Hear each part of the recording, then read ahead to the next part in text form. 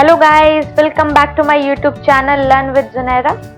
आज के इस वीडियो में हम लोग अर्थमेटिक प्रोग्रेशन का एक्सरसाइज 5.2 का क्वेश्चन 16 से 20 देखेंगे। एक्सरसाइज 5.2 का क्वेश्चन 1 से 15 हमने प्रीवियस वीडियोस में सॉल्व किया है एंड प्रीवियस वीडियोस का लिंक मैंने नीचे डिस्क्रिप्शन बॉक्स में डाल रखा है। तो चलो आगे बढ़ते हैं और स्टार्ट करते हैं। चलिए आगे बढ़ते हैं क्वेश्चन नंबर 16 की तरफ। क्वेश्चन नंबर 16 क्या कहता है, पढ़ते हैं। Determine the AP whose third term is 16 and seventh term exceed the fifth term by 12। तो पहले डेटा को ध्यान से देखेंगे कि क्या इन्फॉर्मेशन हमारे पास गिवन है क्वेश्चन में, फिर हम समझेंगे कि इतना इन्फॉर्मेशन गिवन होने के बाद हमें निकालना क्या है। तो क्वेश्चन में कह रहा है कि हमारे पास थर्ड टर्म गिवन है जो कि 16 है और सेवेंथ टर्म फिफ्थ टर्म से 12 ज्यादा है, इतना डेटा है। तो इस डेटा को पहले तो हम लिख लेते हैं, ये सारे वर्ड्स में दिए हुए हैं, हम फिगर्स में लिखेंगे कि क्या है। ओके, तो पहले तो लिख लीजिए क्वेश्चन नंबर क्या है, 16 है। क्वेश्चन नंबर 16, काफी बड़ा फॉन्ट लिया मैंने, छोटा कर देती हूँ। यस, ठीक है। तो कह रहा है क्या, A3 जो है वो क्या है, 16, एक डेटा। दूसरा डेटा क्या कह रहा है कि A7 जो है वो A5 से 12 ज्यादा है। ये दो डेटा आपको गिवन है। अब इस दो डेटा गिवन होने के बाद आपको निकालना क्या है, एपी निकालना, क्योंकि स्टार्टिंग में लिखा डिटरमाइन द एपी, एपी निकालना। एपी मतलब first term, second term, third term, fourth term, maximum fourth term निकालोगे एपी हो जाएगा, ठीक है। तो यानी फर्स्ट टर्म चाहिए होगा, अब सेकंड टर्म निकालने के लिए कॉमन डिफरेंस चाहिए होगा, यानी ये दो चीज चाहिए होंगे, फर्स्ट टर्म और कॉमन डिफरेंस। तो चलो देखते हैं कैसे प्रोसीड करेंगे। तो आपको जो डेटा गिवन है ना, उसी को देख कर समझ आएगा कि कैसे प्रोसीड करेंगे। तो ये डेटा जो गिवन है इसको ही हम एक्सपेंड कर सकते हैं।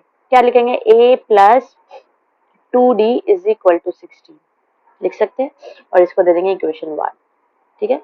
और इसको क्या लिखेंगे, a प्लस, एक लाइन दे देती हूँ ताकि आप लोग ना समझ पाए कि ये इस वाले के लिए है, इधर इधर,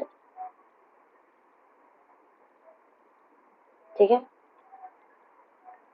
अब इसके लिए लिख रही हूं मैं, A7 है तो क्या लिखूंगी, 6d लिखूंगी, इज इक्वल टू A5 के लिए लिखेंगे a प्लस 4d प्लस 12। ये हो गया।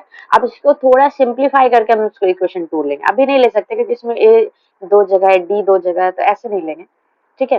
तो हम देख रहे हैं a कैंसिल आउट हो गया और d को एक साइड ले आओ तो 6d में से 4d चला गया 2d और ये हो गया 12। तो d क्या आ गया, 12/2 6, ये d आ गया।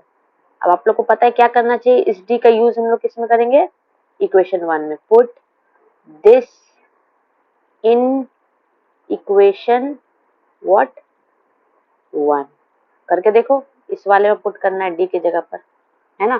तो लिखेंगे a plus 2 into D, D कितना है 6 है, इज इक्वल टू 16, ठीक है। तो a plus 12 is equal to 16, ठीक है।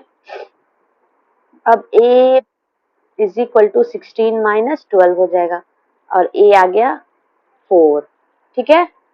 कितना समझ आ गया, यानी d भी निकल गया, a भी निकल गया, ठीक है।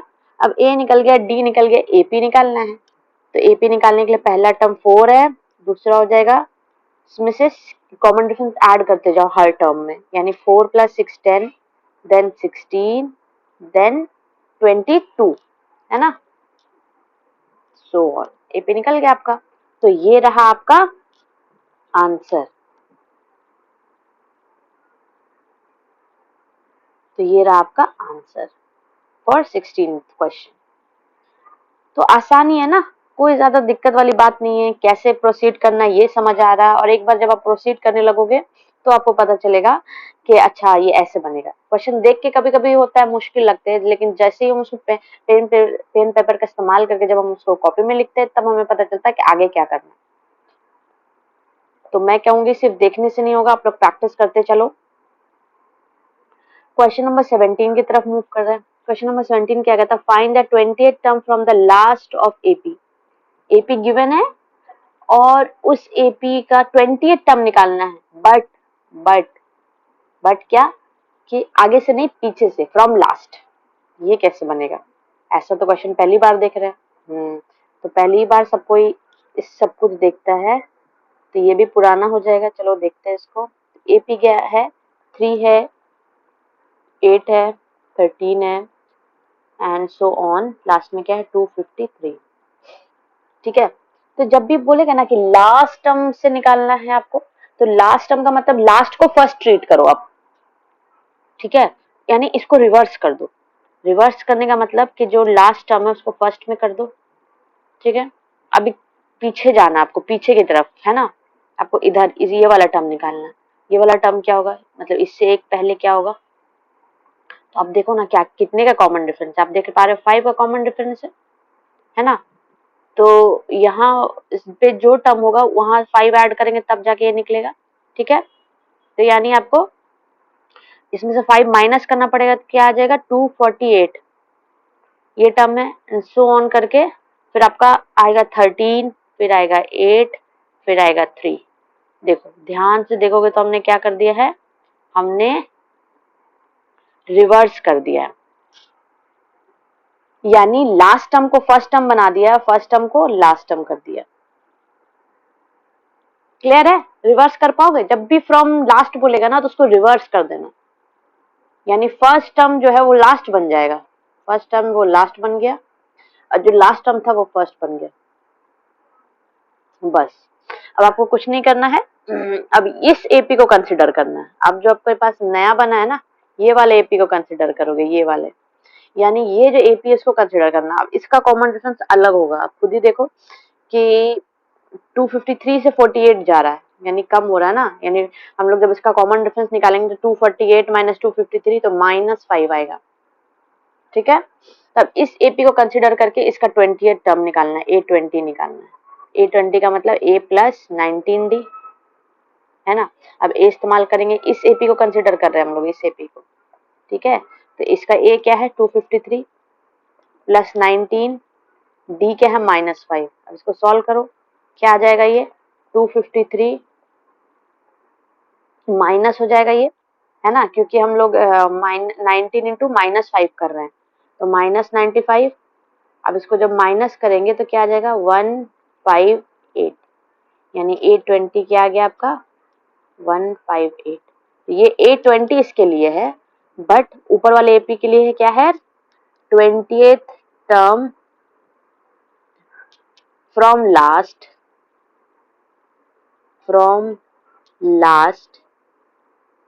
For the above AP। Above मतलब फर्स्ट वाला। ठीक है, अब AP जो क्वेश्चन में दिया उस AP की बात कर रहे हैं। AP इज 158, ये आंसर है, कोई दिक्कत नहीं।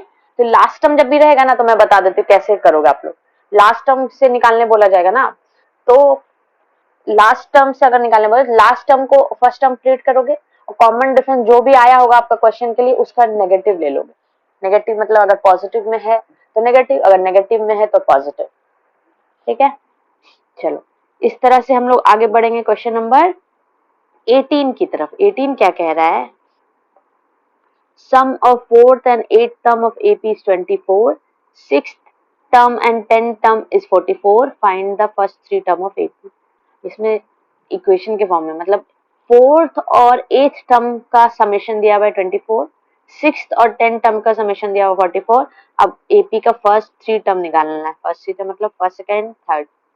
चलो देखते हैं क्या कह रहा है ये क्वेश्चन नंबर 18 में। क्वेश्चन नंबर 18 में गिवन क्या वो लिखेंगे, फर्स्ट थर्ड टर्म और क्या था फोर्थ टर्म और 8th टर्म, यानी A8 plus A4 plus A8 कितना दिया हुआ है आपको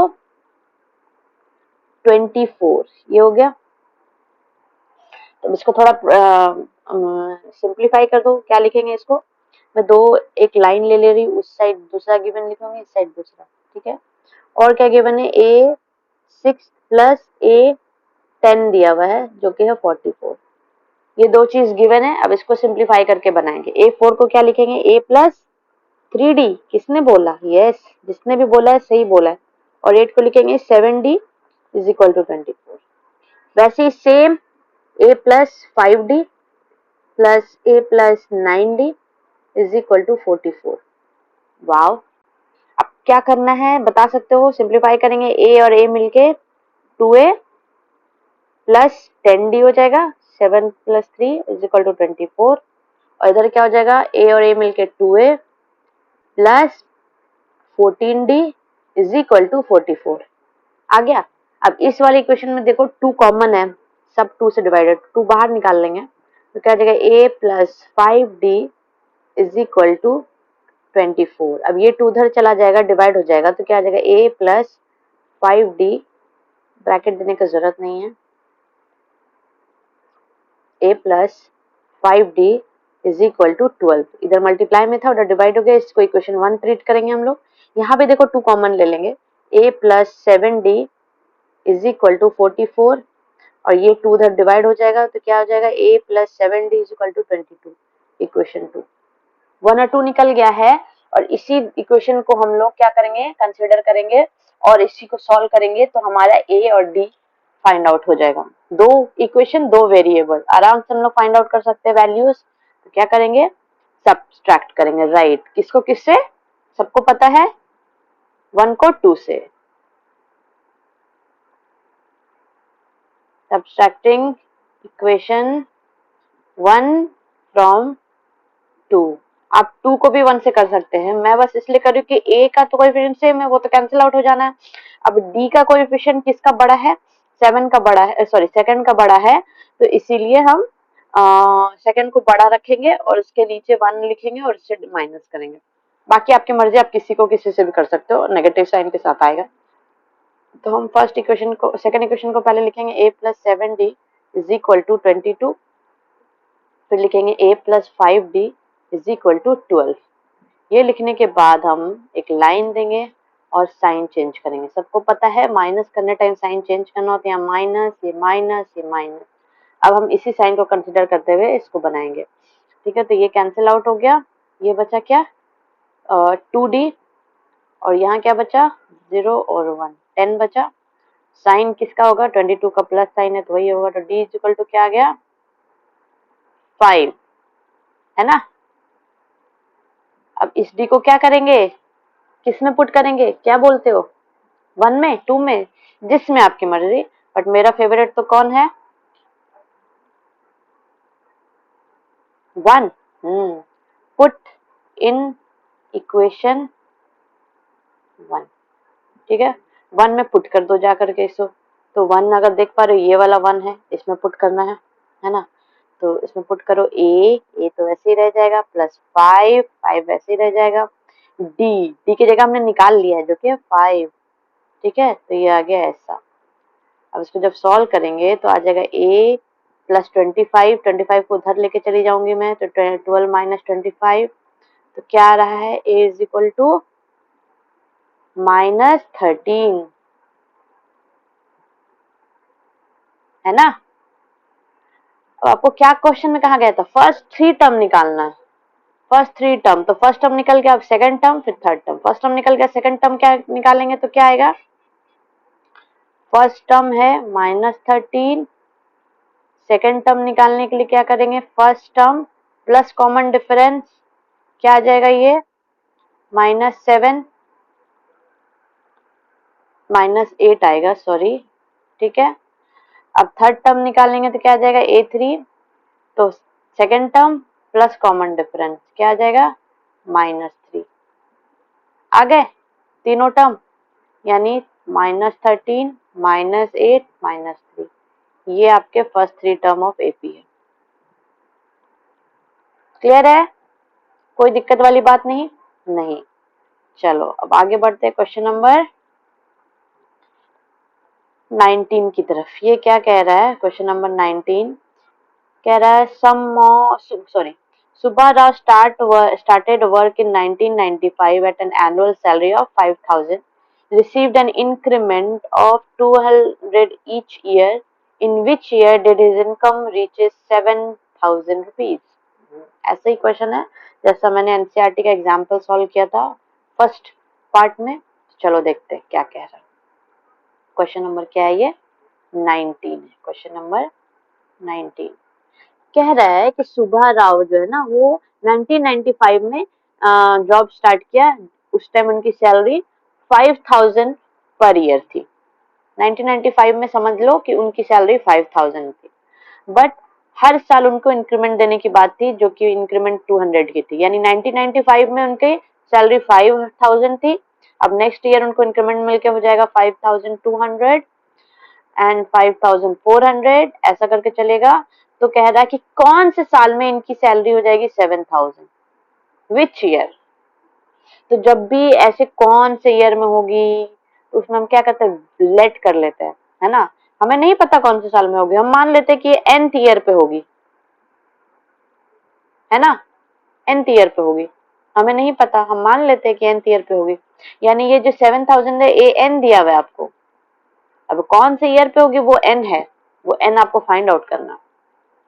ये an दिया हुआ है, उसके अलावा भी आपको a दिया हुआ है, उसके अलावा भी आपको d दिया हुआ है, जो कि 200 का डिफरेंस है। ठीक है, ये तीन चीज दिया है। अब आपको n निकालना है कि 7000 आखिर किस ईयर में क्या हुआ।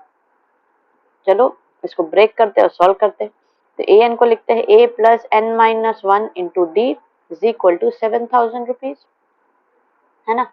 अब a पता है 5000, n नहीं पता है, n को वैसे ही रहने, डी हमें पता है 200। अब इसको सॉल्व करना है बस। 5000 को उधर ले जाओ, 7000 में से 5000 माइनस हो जाएगा, क्या बचेगा, 2000 रुपीज, है ना। अब ये n-1 हो गया और 2000 में से डिवाइड कर दो 200 को, 2000 को डिवाइड करेंगे 200 से तो क्या आएगा, 0 0 कट गया, ये 10 आया, है ना। n इज इक्वल टू 11 आ गया। यानी ये जो 11th ईयर में इसकी सैलरी कितनी हो जाएगी, 7000 रुपीज। आप लिख सकते हो therefore on 11th year his salary will be 7000 rupees। Clear है, आसानी है ना। चलो समझ आ रहा है। आगे बढ़ते हैं फिर क्वेश्चन नंबर 20 की तरफ, जो इस चैप्टर का लास्ट, चैप्टर नहीं एक्सरसाइज का लास्ट क्वेश्चन। चलो क्या कहता है, Ramkali saved 5 rupees in the first week of a year, then increased her weekly saving by 1.75 rupees. If the nth week her weekly saving become 20.75, find the n। ये भी ऐसे ही question है। कह रही कि रामकली ने पहले वीक में किसी साल के पहले वीक में 5 रुपए बचाए, फिर हर वीक उनकी सेविंग जो है ना 1.5 से इंक्रीज होते जा रही है। तो कौन से वीक पर उनकी सैलरी 20.75 हो जाएगी, कौन से वीक पे हो जाएगी, तो उसमें भी एन लेट करना पड़ेगा हमें, है ना। तो चलो स्टार्ट करते हैं क्वेश्चन नंबर 20 की तरफ। तो हम लिखते हैं कि पहले वीक में इनकी सेविंग थी 5 रुपीज, फिर अब नेक्स्ट वीक इनकी सेविंग कितनी हो जाएगी, 1.5 एक्स्ट्रा कर लिया होगा तो 6.75। ऐसे करते करते करते करते इनकी सेविंग पहुंच जाएगी एक दिन 20.75। तो कौन सा वीक होगा आपको फाइंड आउट करना। यानी आपको नहीं पता तो हम मान लेंगे कि nth वीक पर होगी, है ना। यानी ये जो गिवन है ये क्या है, ए एन गिवन है, ए एन हम लेट कर रहे हैं कि nth वीक पे होगी, सो ये ए एन है 20.75।